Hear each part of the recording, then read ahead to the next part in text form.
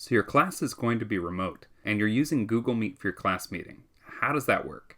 You'll probably get an email from your professor that looks something like this. It'll let you know when your meeting is, and you'll get a link to the online meeting room. Read it carefully, because there might be other important information, like what you should bring or what you might be doing during the meeting. Your professor might also set up a meeting link in your Blackboard or Canvas classroom. I can just click on this link, and it takes me right to the same online meeting room. Okay, my first remote class meeting is next week. What can I do now to prepare? Well, you can set up your workspace. Make sure that you have a comfortable and quiet space that has a decent internet connection.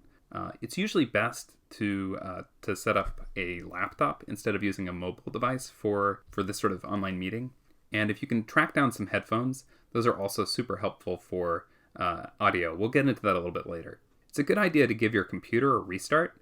A lot of people don't restart their computer very often. That oftentimes will clear up issues that people have in online meetings. Finally, if you get a chance, test it out with your friends. The mcad.edu account also gives you access to Google Meet, and you can actually set up a meeting and test it out with other people even before you officially meet for class.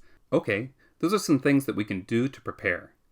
Let's jump into a meeting and try it out. Hi, so one of the things you'll notice right away is that both Laura and I are wearing headphones. We're doing that for a couple of reasons. For one thing, it's easier for us to hear what's going on in the call, and it's less distracting from maybe other noises. But it's also, if your speakers from your computer are getting picked up by the microphone, it can create kind of a weird echoing effect. Another thing that's good to know how to do, when I mouse over the screen here, you can see that there's this sort of pop-up bar that slides in from the bottom.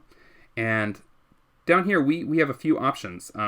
This microphone lets me turn my sound on and off. And right now, Laura can't hear me at all because I've muted myself.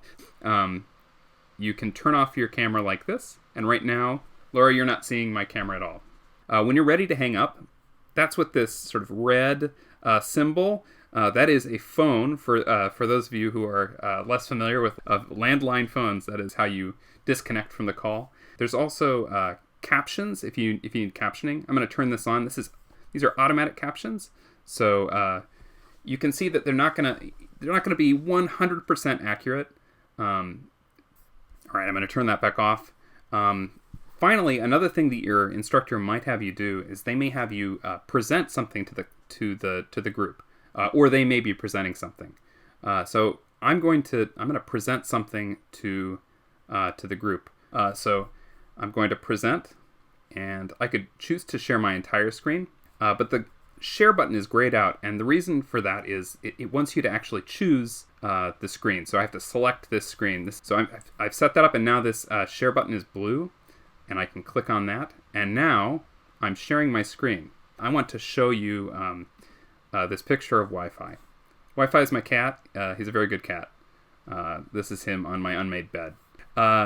So that's how that works. There is actually another way that I could share this if I wanted to.